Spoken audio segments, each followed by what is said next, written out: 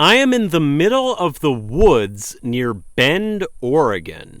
And 1 year ago, I made this. For anyone new here who just wants to know how to make it, and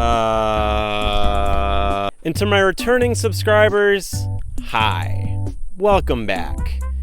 A lot has happened, much of which will be explained in an upcoming Return of the Obra Dinn video.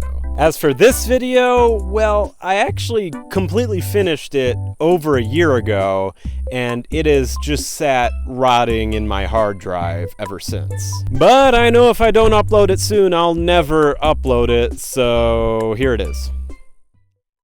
About a year ago, I made a wall piece displaying 9 different album covers. And then it completely fell apart because it was put together like shit. After that, I made another album cover piece, this time displaying 11 different album covers, and I'm going to show you how you can make one yourself. Alright, no stalling, no bullshit, let's just get into this. These I got from the dollar store. You could use any size canvas, I'm using 8x8. Why use wood when a yardstick is a fifth of the price and you barely need any support?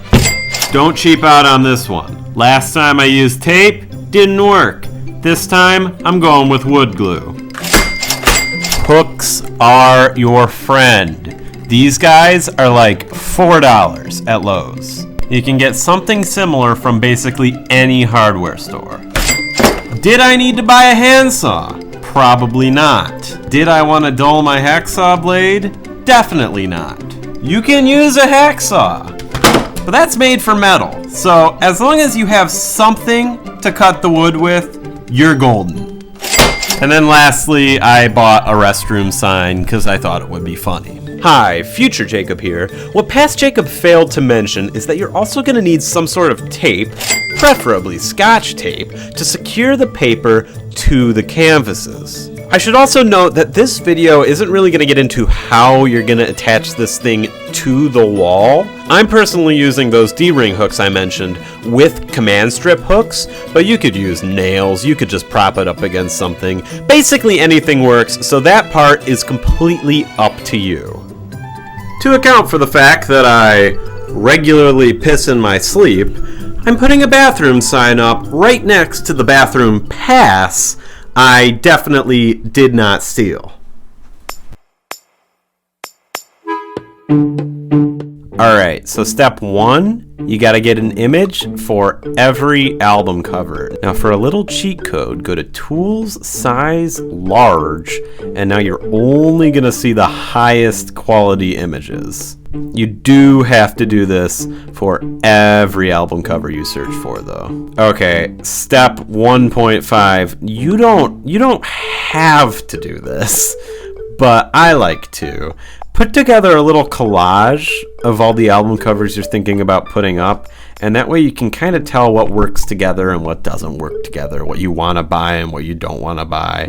That way you only have to make one shipment. Alright, step 2. In as high a quality as possible and an aspect ratio of 8.5 by 11, make a paper with your album covers. I center them on the page, and then for each one, some look better than others, I put a top and bottom on. Now, technically, if everything goes well, you won't see those, which is why they look it's why they look like but it's a bit more of a preference thing. As long as the aspect ratio is 8.5 by 11 and they're centered on the page, you're golden. Step 3, FedEx printing, printing services. Scroll down, go to Ready to Print, Start Order, Upload and Print, Browse Files, and then upload each one individually. Alright, now I don't tweak these settings. If you're going to, change the paper type. The paper I'm using is nice, it's cheap, 62 cents per sheet. But in the past, I've upped the paper quality so it has a bit more of like a sheen on top of it. Add it to the cart and then ship it. Now, You can get free shipping if you ship it to the FedEx office. Alternatively, it's $10 to get shipped straight to your house. And then before long, let's see what we're gonna get. You'll have some album cover pictures. All right, this next step, while not the most catastrophic if you mess up, it's definitely the most fiddly. Step 1, you want to take your tape and put it right along the edges like this. I choose to line it up with the white lines. That's the other thing. This entire process, if you have a better way to go about it, then do it. I have my preferences, having done this, well, I guess this is the second time, but I am by no means any expert in DIY methodology. So after you've lined up the tape on the sides, center the canvas as best you can and then tape it over.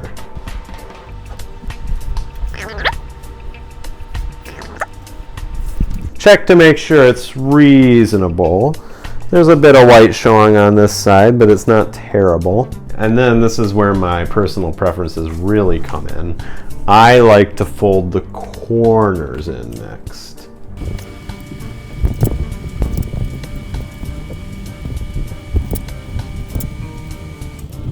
All right, step, I don't know at this point. I fold in the top and bottom.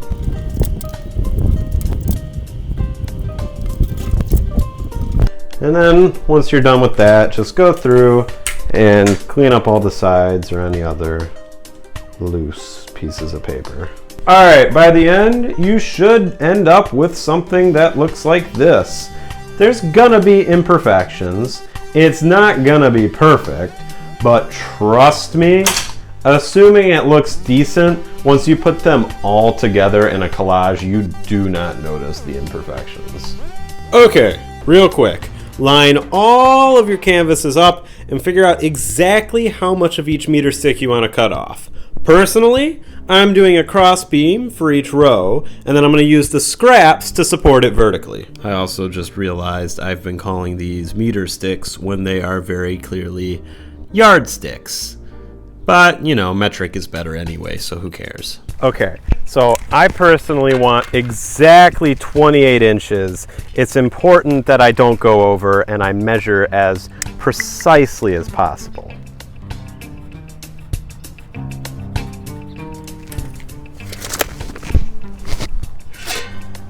All right, next, you have to get to the gluing.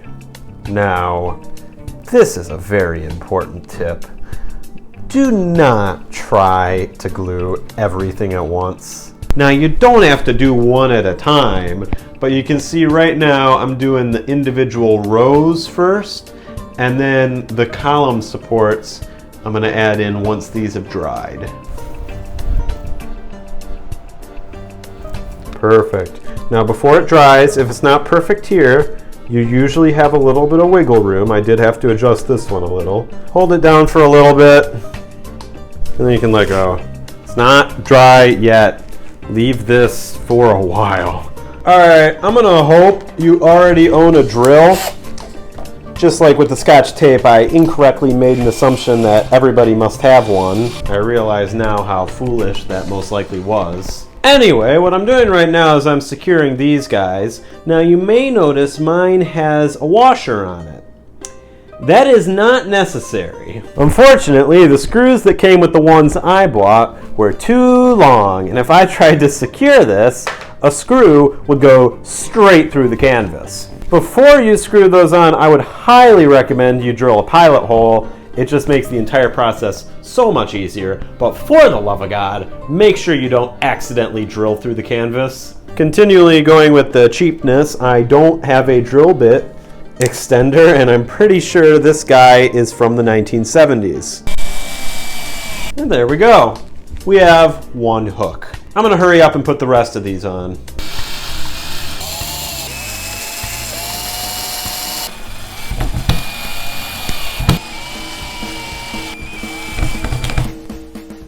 It's done!